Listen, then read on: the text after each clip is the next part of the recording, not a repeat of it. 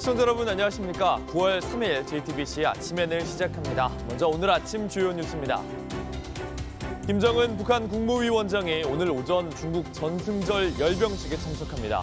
북중러 정상이 함께 천안문 광장 망루에 올라 역대 최대 규모로 진행되는 열병식을 참관할 예정입니다. 연대를 과시하는 차원인데 북중러 지도자가 한 곳에 서는 건 66년 만입니다. 김건희 특검이 서희건설 이봉관 회장을 피의자 신분으로 불러 조사했습니다. 특검은 이 회장이 김건희 씨에게 귀금속을 주는 대가로 맞사위인 박성근 전 총리 비서실장에 대한 청탁을 한 걸로 의심하고 있습니다. 특검 소환을 앞두고 한학자 통일교 총재가 초호화 변호인단을 꾸렸습니다. 이재명 정부 첫 민정수석이었다가 낙마한 오광수 변호사도 합류한 걸로 확인됐습니다. 내란 특검이 추경호 전 국민의힘 원내대표를 압수수색했습니다. 추 의원은 계엄 당일 윤석열 전 대통령, 한덕수 전 총리 등과 여러 차례 통화했는데 여당 차원의 역할을 부여받은 게 아닌지 특검은 의심하고 있습니다. 북한과 중국, 러시아 정상이 잠시 후 중국 전승절 행사에 66년 만에 함께 섭니다. 김정은 북한 국무위원장의 첫 다자 외교 무대입니다. 김 위원장은 전용 열차를 타고 어제 오후 베이징에 도착했는데 딸 김주애를 대동한 모습이 포착되기도 했습니다. 처음으로 부인인 리설주가 아니라 딸과 동행했습니다. 하예빈 기자입니다. 김정은 위원장이 우리 시간 오전 10시부터 열리는 중국 전승절 열병식에 참석합니다. 우리 정보당국은 김 위원장이 시진핑 중국 국가주석, 푸틴 러시아 대통령과 나란히 천안문에 설 걸로 전망했습니다. 연대를 과시하는 차원인데 북중러 지도자가 한데 서는 건 66년 만입니다. 중국에선 김 위원장을 상대로 푸틴 대통령급의 의전 경호를 할 걸로 보입니다. 북러 간 군사협력 등으로 국제사회에서 북한의 전략적 위치가 높아졌다는 해석이 나옵니다.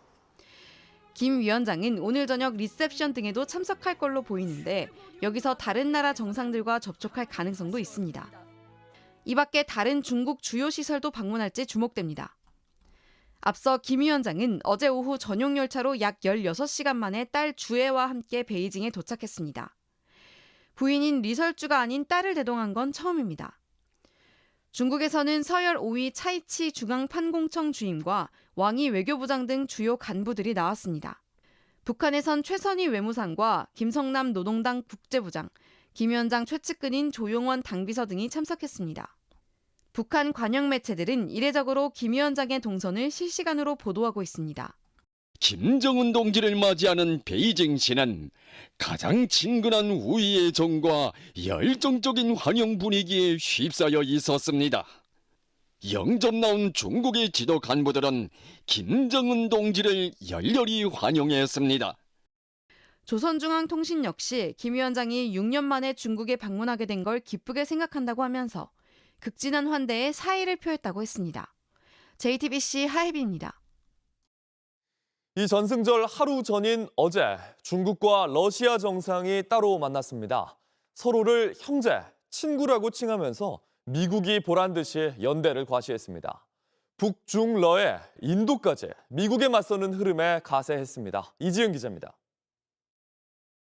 넉 달 만에 다시 마주한 정상회담에서 시진핑 국가주석은 푸틴 대통령을 오랜 친구라고 불렀습니다.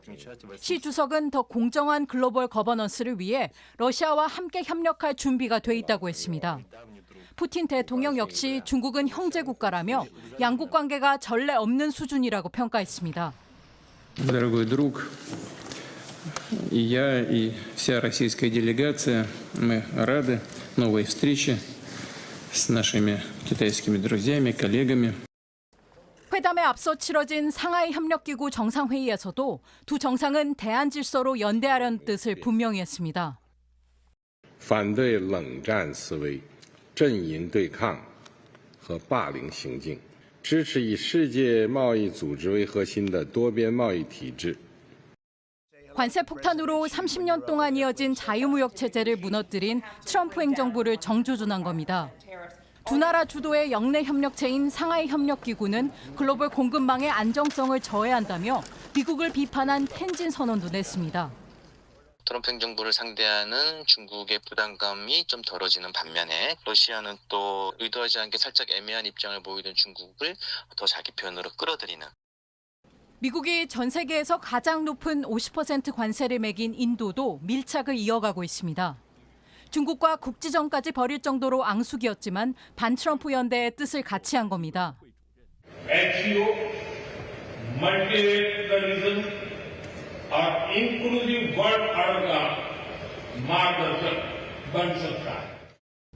중국과 러시아, 인도는 더 넓게는 남반구의 개도국, 글로벌 사우스를 규합해 미국 일방주의에 맞서려는 움직임을 보이고 있습니다.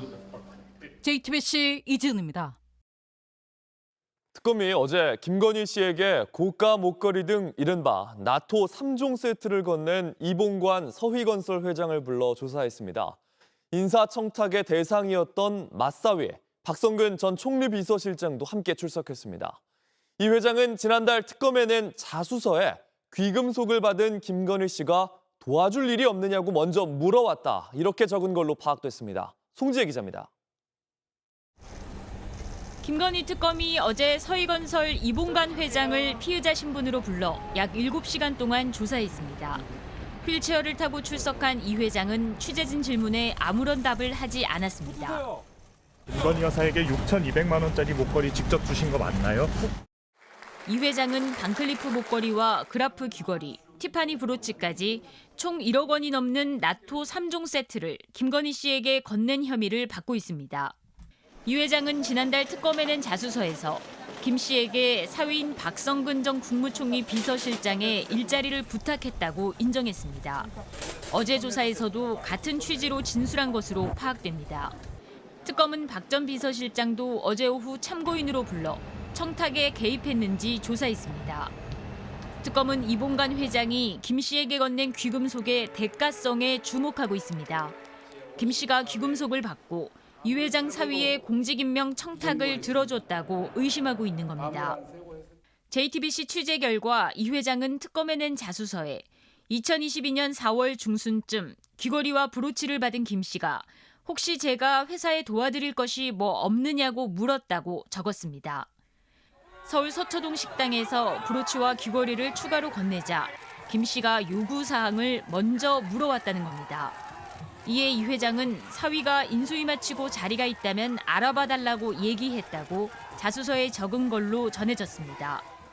실제 이 회장 사위 박성근 변호사는 선물이 전달되고 2달 정도 지난 2022년 6월 국무총리 비서실장으로 임명됐습니다. JTBC 송지혜입니다. 이봉관 서희건설 회장이 낸 8쪽 분량의 자수서에는 김건희 씨에게 명품 목걸이를 건넨 정황이 적나라하게 담겼습니다. 괜찮은 액세서리가 없었는데 너무 고맙다는 김건희 씨의 답부터 또 목걸이를 주지 않아서 친분이 깊어졌다고 생각했다. 이런 당시의 생각까지 구체적이었습니다. 윤정주 기자입니다. 서희건설 이봉관 회장은 지난달 11일 김건희 특검에 8장 분량의 자수서를 냈습니다. 자수서엔 이 회장이 2022년 3월과 4월 2차례에 걸쳐 반클리프 목걸이와 티파니 브로치, 그라프 귀걸이를 건넨 당시 상황이 구체적으로 담겼습니다. 이 회장은 2022년 3월 한 식당에서 김건희 씨를 만나 국가조찬기도회에 대통령 부부가 참석해달란 부탁과 함께 6천만 원 상당의 명품 목걸이를 건넸다고 적었습니다. 그러면서 목걸이를 건네자 김건희 씨가 괜찮은 액세서리가 없는데 너무 고맙다고 했다고 기억했습니다.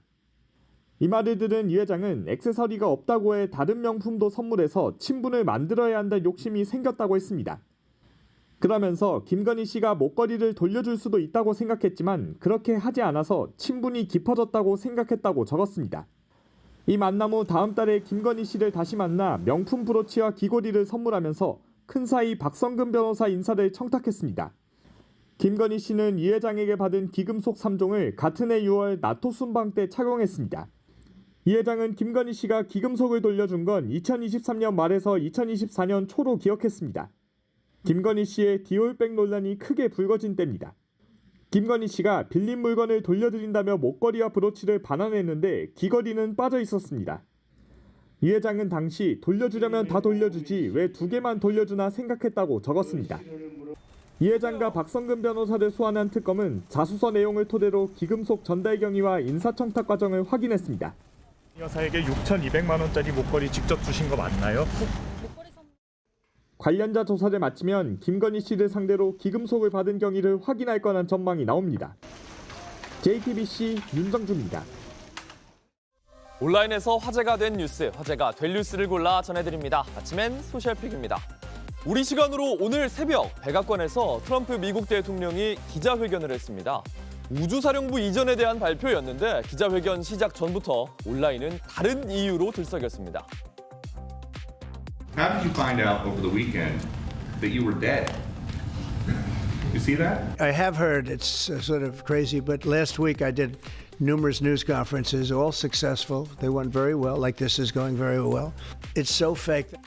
온라인상에선 트럼프 대통령에 대한 건강 이상설이 퍼진 상태였습니다. 얼굴이 많이 상했다는 게시물과 화장으로 감춘 멍 자국에서 시작된 이 소문 점점 커졌습니다. 트럼프는 이미 죽었다 이런 게시물이 130만 건 이상이란 보도까지 나올 정도였습니다. 지난 주말에 트럼프 대통령은 자신의 건강 이상설을 일축하면서 이보다 더 좋을 순 없다 이런 게시물을 올리기도 했는데요. 백악관이 기자회견을 발표한 그 시간에 인근 병원으로 가는 도로가 통제된다는 게시물이 널리 퍼지는 등 이 소문 점점 살을 붙여갔습니다. 이날 트럼프 대통령은 콜로라도에 있는 미국 우주사령부를 엘라베마주로 이전한다고 발표하면서 바이든 행정부의 결정을 뒤집었습니다. 인도네시아에서 대규모 시위가 확산되고 있습니다. 시민들은 정부의 눈을 피하려고 한글을 사용하기도 합니다. 스모가 프라보워 츠팟 문인갈, 한글로 쓰여 있지만 한국어가 아닌 언어로 소셜미디어 X에서 대화가 이어집니다. 이건 인도네시아 말로 프라보워 수비안토 대통령이 빨리 죽기를 바란다 이런 뜻인데요. 정부의 온라인 검열을 피하고자 인도네시아어를 한글로 음차해서 사용하는 겁니다. 최근 인도네시아에선 국회의원의 주택수당이 최저임금의 수십 배가 넘고 정부가 또 다른 수당을 인상했다는 사실까지 알려지면서 대규모 시위가 벌어졌습니다. 배달기사가 경찰 장갑차에 깔려 숨지는 사건, 또 인도네시아 독립기념일 행사에서 노래를 부르며 춤추는 의원들의 영상, 분노에 기름을 부었습니다. 수비안토 대통령은 이 특혜를 없애겠다는 입장을 밝혔는데요. Akan dilakukan pencabutan beberapa kebijakan DPR RI termasuk besaran tunjangan anggota DPR dan juga moratorium. 지금까지 시위로 최소 7명이 숨진 가운데 여전히 대학가와 해외 대사관 등에선 개혁을 요구하는 시위가 이어지고 있습니다. 넷플릭스가 올해 공개하는 새 예능들의 면면을 소개했습니다. 여러 논란에도 백종원 더본코리아 대표가 흑백요리사 새 시즌에 합류한다고 밝혔습니다. 어제 넷플릭스는 올해 하반기부터 내년까지 한 달에 한 편씩 예능 오리지널을 공개하겠다고 발표했습니다. 가장 주목을 받은 건 해외에서도 큰 사랑을 받은 요리 예능 흑백요리사의 새 시즌입니다. 심사위원으로 출연했던 백종원 더본코리아 대표에게 제품 품질이나 식품 안전 등의 여러 논란이 있었는데 변경 없이 출연을 확정지었습니다. 제작진은 판단은 시청자에게 맡기는 것이 낫겠다고 봤다 이렇게 말했습니다. 아니 갑자기 시즌2 한다고 자꾸 심사 기준이 바뀌면 안 되잖아요. 저는 처음부터 끝까지 제 맛입니다. 맛. 또 중국의 표절 논란에 대해서는 밤을 새며 열심히 만든 장면이 표절돼 안타까웠다 이런 입장을 제작진이 밝혔고요. 넷플릭스 측도 IP 침해를 적극 대응하겠다는 답변을 내놓았습니다. 이외에도 한층 더 규모가 커진 추리 예능 크라임씬 제로, 국민 MC 유재석의 새 민박 예능, 나영석 PD 사단과의 협업 등 다양한 프로그램을 예고했습니다.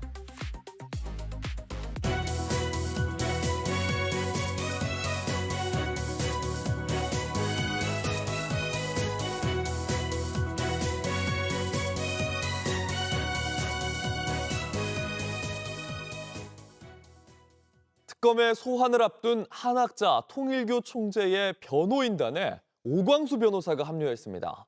이재명 정부 첫 민정수석으로 지명됐다가 차명부동산 논란으로 낙마한 인물입니다. 초호화 변호인단에 합류한 입장을 묻자 오 변호사는 여러 명 중에 한 명일 뿐이라고 했습니다. 이자영 기자입니다.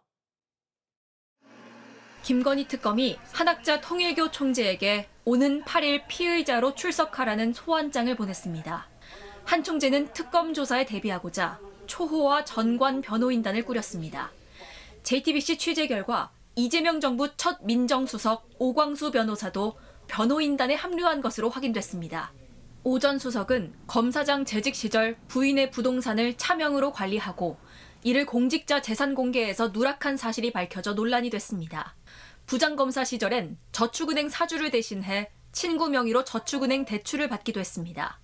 차명 부동산 보유 및 차명 대출 의혹으로 새 정부 출범 열흘 만이자 임명 닷새 만에 옷을 벗었습니다. 첫 고위공직자 낙마 사례로 이재명 정부에 큰 부담을 안겨줬다는 비판을 받아왔습니다. 그런데 석 달 만에 특검의 핵심 수사 대상인 한학자 통일교 총재의 변호사로 나선 겁니다. 통일교 내부 관계자는 JTBC에 오 전 수석이 오늘 민중기 특검을 직접 만나러 갔다며 특검이 한 총재를 소환 못하게 하는 게 전관 변호사들의 임무인 것으로 안다고 전했습니다. 얼마 전까지 대통령의 법무 참모로서 3대 특검과 검찰개혁 등 정부 핵심 현안을 챙겼던 오 전 수석은 이런 입장을 밝혔습니다. 변호인들이 많이 계시는 걸로 알고 있다고 많은 분들이 하고 계시는 걸로 알고 있어요. 어느 부대미겠지 뭐 이해하십시다. 한 총재 변호인단은 이 대통령의 공직선거법 재판 변호를 맡았던 강찬우 전 수원지검장도 자문 변호사로 참여했습니다. JTBC가 입수한 통일교의 내부 보고서엔 강찬우 변호사가 이 대통령과 연수원 동기로서 특별한 관계를 맺고 있어 정무적 활용이 가능하다고 적혀 있습니다. 법무법인이 법리 대응을 맡고 법리 이외의 것은 자문 변호사의 의견을 듣는다는 내용도 담겼습니다. 강 변호사에게 법리적 대응 외에 정무적 역할도 했는지 물었지만 답을 들을 수 없었습니다. JTBC 이자연입니다. 내란 특검이 추경호 국민의힘 전 원내대표에 대한 압수수색을 진행했습니다. 추 의원은 계엄 당일 윤석열 전 대통령 또 한덕수 전 총리와 연달아 통화하기도 했는데 국회의 비상계엄 해제 표결을 방해한 것 아니냐는 의혹입니다. 정수아 기자입니다. 내란 특검 수사관들이 추경호 전 국민의힘 원내대표 의원실로 들어갑니다. 추 전 원내대표에 대한 강제 수사에 나선 겁니다. 압수수색은 추 전 원내대표 자택과 국회의원실 등을 대상으로 진행됐습니다. 특검은 추 전 원내대표가 지난해 12월 3일 밤 국회의 비상계엄 해제를 방해했다는 의혹을 들여다보고 있습니다. 윤석열 전 대통령의 요청을 받고 의원총회 장소를 여러 차례 바꾸면서 다른 의원들의 계엄 해제 표결을 막았다고 의심하는 겁니다. 실제로 당시 국민의힘 의원 108명 중 90명은 표결에 참석하지 못했습니다. 특검은 이 과정에서 추 전 원내대표가 한덕수 전 총리, 윤 전 대통령과 연달아 통화한 사실에도 주목하고 있습니다.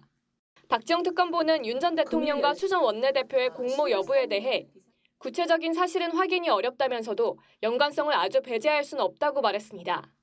특검은 추 전 원내대표의 당일 행적을 재구성하고 의원총회 장소를 변경하게 된 의사결정 과정을 확인하기 위해 국민의힘 원내대표실도 압수수색 대상에 포함했습니다. 내란 수사가 국민의힘을 정조준하고 나서면서 국민의힘은 강하게 반발했습니다. 완전히 망나니 춤을 좀 추고 있는데 이렇게 불법적이고 무도한 압수수색을 하고 있는 점에 대해서 도저히 수긍할 수도 없고 특검은 진상규명을 위해 최소한의 범위에서 압수수색을 했다고 반박했습니다. JTBC 정수아입니다. 규모 6.0의 강진이 아프가니스탄을 덮치면서 1,400명이 넘게 숨졌습니다. 산악지대라 접근이 어려운 데다 여진까지 이어지면서 피해가 더 늘고 있습니다. 탈레반의 집권으로 국제원조도 끊긴 상황이어서 기아 위기까지 우려가 됩니다. 강나영 기자입니다. 마을이던 곳입니다.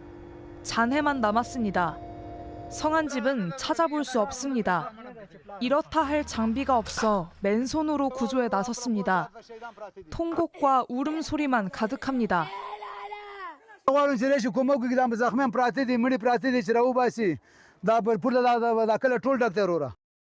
현지 시간 1일 자정을 앞둔 시각 아프가니스탄 남동부에서 규모 6.0의 지진이 발생했습니다. 땅을 뒤흔든 강력한 지진에 흙으로 지은 집들은 속수무책으로 무너졌습니다. 주민들이 잠들어 있던 시간이라 피해가 더 커졌습니다. 사망자 대부분은 산악지대 쿠나르에서 나왔는데 마을 3곳이 모두 초토화됐습니다. 통신이 끊기면서 아직 피해 상황이 파악되지 않은 지역도 있습니다. 산악지대 특성상 접근이 어렵고 지진으로 산사태까지 발생한 탓에 피해는 눈덩이처럼 커지고 있습니다. مؤسسات بیا د خپل دونرانو سره یا مافوق سره مشوره کوي اجازه غواړي هغه حد مرستې ټاکي بیا کومکونه لیږي هغوی لیک زمانګیره وي په هر صورت زموږ خپل ټیمونه رسېدلي هم صحي ټیمونه هم د بشري نور مرستې چې سرې میاشتې لخوا نه کیږي او رضاکارانه ټیمونه هم هلته تللي دي. 특히 아프가니스탄은 가뭄과 원조 중단으로 전례 없는 기아 위기에 직면한 상황이었던 터라 참상이 확대될 거란 우려도 큽니다. 로이터는 이번 지진으로 원조 축소와 난민 송환 문제로 흔들리던 정권에 대한 퇴진 압박이 더 거세질 것이라고 내다봤습니다. 아프가니스탄에선 지난 2023년에도 규모 6.3 지진으로 최소 2,400명이 숨졌고 2022년에는 규모 6.0 지진으로 1,000명 넘는 사망자가 나왔습니다. JTBC 강나윤입니다. 프로야구 한화가 기아를 상대로 21점을 몰아치며 3연패에서 탈출했습니다. 노시환의 역전 홈런에 선발 타자 모두가 안타를 치면서 올 시즌 최다 득점 신기록도 썼습니다.